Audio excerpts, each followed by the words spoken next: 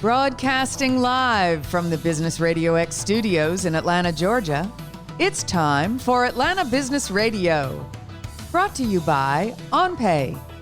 Built in Atlanta, OnPay is the top-rated payroll and HR software anywhere. Get 1 month free at onpay.com. Now, here's your host. Lee Cantor here, another episode of Atlanta Business Radio, and this is going to be a good one. But before we start, it's important to recognize our sponsor, OnPay. Without their support, we would not be able to share these stories. They help us deliver original interviews with Atlanta's business leaders, and this episode is no exception. Today, we have with us on Atlanta Business Radio, Sanjay Sehgal, and he is with MSys Technologies. Welcome. Thanks for being here. Thanks for inviting me, Lee. It is very wonderful. I'm looking forward to this. Well, before we get too far into things, tell us about MSys Technologies. How are you serving folks? Sure. See, MSys is in the business of product engineering services for technology companies. So what it means in simple words is that we build products that people use, but not with our name on it, but we build for others who sell them, right? So many of the products in the cloud space, in virtualization space, in loyalty reward space, actually are built by us, though they may not have our name on them. So now how did those relationships come about? They come to you with a challenge and then you kind of help them with the technology side of it and they do the sales and marketing side? Yeah, so those companies, majority of, in fact, something that we definitely take pride in, that 6 of my clients are unicorns, which means they are the companies with $1 billion plus valuation. So these are, many of these clients were startups before, and as they started building their product, they found some challenges that they either wanted some help in because they didn't have enough manpower, or they felt the challenge was something that someone else can manage better than them. So they came to us and we kind of helped them with those parts of the product. And then, of course, they, private label or they put their name on it and sell it. And then, as a process, they become very successful companies. So 6 of our clients are unicorns, and many of them have gone public through the journey of working with us. So I think that's kind of it's a hardcore technology space that we are in, and we solve a lot of problems that are challenging and that are fun to solve, rather. So they come to you with a challenge, and then you help them at first on a project basis, or do you eventually become their technology side of their business? How does that interaction work? Both. It could be either or. In some cases, we handle on a project by project basis. It depends on the company, and in some cases, we are their technology provider. We are, in some cases that also happens, right? And in some cases, it's also the case where let's say they move on to a newer product and their existing product, we end up developing further and managing, or vice versa. So in our business model, we don't distinguish between one from the other. We like the kind of folks we hire on our staff. They like the challenges that customers throw at us, and they get to work on a variety of things rather than just working on one thing, right? So now, how did this business kind of develop? Because you're kind of the guy behind the guy. They're getting all the glory, and you're doing a lot of the work. So how did this business model come about? So they also take the risk. It's like any other. A developer wants to build a big building, and he may hire one big contractor to develop the whole thing, but he may put his name on the building, or he can hire a bunch of contractors, right, to do various parts of the building. I'm just taking an example like that. And the building may have his name, but people who have built it, they have done all the hard work, right? But he has taken all the risk and he has put in initial money, right? So I think that's kind of business model has come about in a similar way. I have done a bunch of technology startups here in town, and I raised venture money in those, and of course there's a risk. Some succeed, some don't. So that risk is always, taken by the company which is doing all the front work, and the company doing the grunt work may not necessarily have all the risk, but they do the challenging part of technology, right? So we came about to this model through my own association with startups, and I always felt that there are problems that I wish I had a partner who can solve these problems for me, technology problems for me when I was doing startups.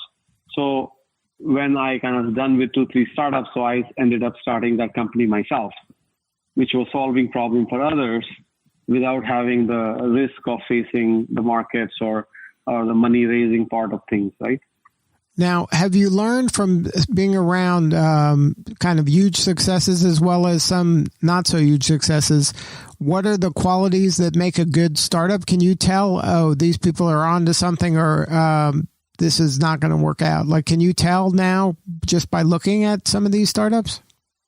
Absolutely, and that's the reason why many of the startups like working with me personally or with the company MSys, because having done this and multiple times, I just ask them 5 questions, and after that, I know whether they're going to make it or not. And even if I may decide they may not make it, I may still decide to work with them, right? I may have a hunch they may not make it, but let's work with them and see how it goes for various reasons. But I'm able to pretty much tell in the first 5-6 questions, they're based on their responses. I think the first thing generally pretty much is the people who are involved in it, And when I see there are many people who want to do startups just because they want to start something, but they may not have understood the requirements of the market, right?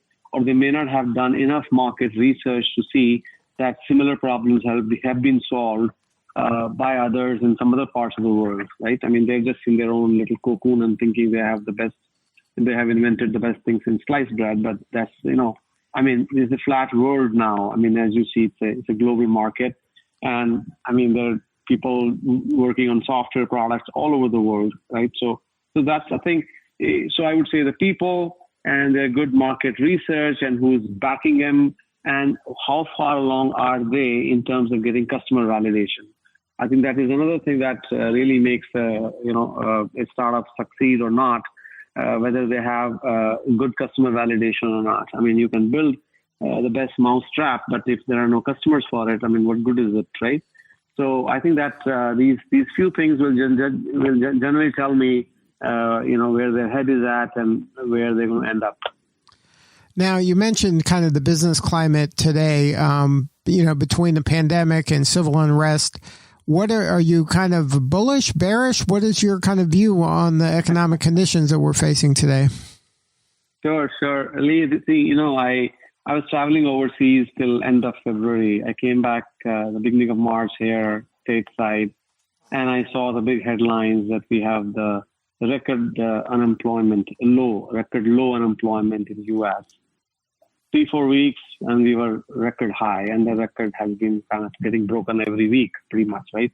Except for, I guess, last few weeks when some people went back to their jobs. So there was a time we were talking about, will we have a recession? Now, we are already in recession, right? So I think times are, not good. They're bearish when I look at, how things are right now. But I am very bullish about the future, especially from the technology side. Despite all the slowdown and everything, MSys as a company and majority of our clients, have been doing extremely well. There are few hiccups here and there, but nothing earth-shattering. And because technology is going to be the savior now for the future. And the remote working, teleworking, remote telemedicine, remote education, remote collaboration. You name it. Anything which has remote and tele in it, and you can add the next word, and then it's fine. Even even companies like Uber, if their car service is not doing well, their delivery is doing well. Uber Eats. So I think anything that is to do with delivering, remotely working, remotely doing things is going to come back in a big way. It's going to just continue to grow. And I feel that there is a basic thing here in all this that will make economy come back with a bang. And that to me is, I refer to that as the human urge. And the driver for economy to come back would be human urge. And, we do underestimate or overestimate human inertia. And I think the moment things open up, the moment things look better, people are going to come back to the shops, to these services in a big way. Now, they may not go back to the same service provider because many of them, as we see, are going under. But the need will be there. A new service provider will come to fulfill those needs. So economy will be good. So to me, I'll give time till the year end. And I think things will, begin looking up in a bigger way, in my opinion. Now, in your work, you've got to travel the world. Can you talk a little bit about how the world sees America? What is the brand of America? Is this still a market that people are trying to get into, or do you think that our run is coming near an end? I think I'll be honest. I mean, I've been here 30 years. Myself, I'm a first generation immigrant. And I think the sheen of American life is really worn off now. I must share this, and I'm not going to sound any political drizzle here, but I think that things are not looking good. I mean, in terms of brand of America, I think now fortunate thing for America is that at least at the present stage, it's not that anyone else is rising up to take that place, right? That is not, in between it looked like as if China is fulfilling that role or Germany is, but right now everyone is struggling to take care of their internal problems related to Corona. So I think right now everybody is struggling, but I'm sure someone will rise up, to kind of, I would say, to take that place. But I think America, unless it gets its act together, I think things are, I feel I'm not very hopeful there. American education system is still the best in the world. And I doubt if anyone else can come close to it. That is, I think, definitely a very, very positive thing that we have got in our country here. But a lot of other things which could, I think they could be improved, but let's see what happens, Now, you mentioned the pandemic. The pandemic is kind of an equal opportunity crisis that it's affecting the globe kind of simultaneously, which is unusual at least in my lifetime, that something this kind of pervasive has, negative implicated so many people at the same time. Are you seeing kind of businesses just kind of adjusting to this new normal, to where this is just normal and they're able to kind of fairly rapidly make some changes that are pretty substantial to their business model? Yeah, I think it is happening. It is happening. I think of course, every business is different. I mean, we are already seeing that many, in the hospitality industry, people are kind of adjusting in their way, but I don't know how much they can adjust because things are not coming back to the same level anytime soon, or it doesn't look like, till we have the vaccine and people have been vaccinated. But I think technology industry definitely has adapted. As I said, work from home, reinvention of this whole process of work from home. Definitely people are reinventing that. People are adjusting to that. In fact, in MSys, we have told all our employees, don't expect to be back in the office, in the office environment till end of the year. And in between, we may open, shortly or for a small number of people, 10%, 20%, 30%, but we're not going to see, the same normal, go back to the old style of working and all that anytime soon. So, and same thing with real estate. Some of our leases were up in some offices, and we are, I think, taking a hard look at that. I think so. I'm sure real estate market, commercial real estate market will see some impact of that. The work from home will have its that. But at the same time, telemedicine, and the delivery of the delivery services and all those, they are seeing a huge boom, right? Almost every day, most of us are getting so many packages delivered of various things. Earlier, we always used to think that, okay, we'll go to a shop and buy something, and now we always think twice before going somewhere. So we kind of, it's so convenient to order things. So I think there are some industries which will really come up, now through this situation, and some will suffer. Now, you mentioned it earlier, this kind of creative destruction, this happens. This is just part of the deal when you're in business, and that's part of the risk that you accept when you're running a business. Are you seeing the people kind of accepting that more, that they're just know that, okay, this is tough, this is not fair, it's no fault of my own, but this is just the way it is. I have to pivot. I might have to get out of this industry. And right now, like you said, fine dining, nobody's going into fine dining, or not a lot of people, and it might not be for a while. So if they don't have enough cash to kind of sustain themselves through this, they may not make it.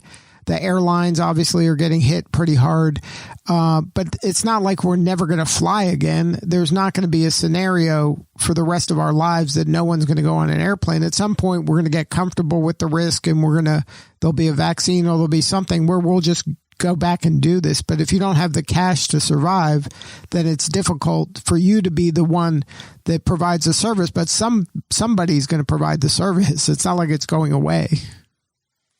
Absolutely. And I think these things that we have gotten used to over the last several years, it's not that they are going to go away.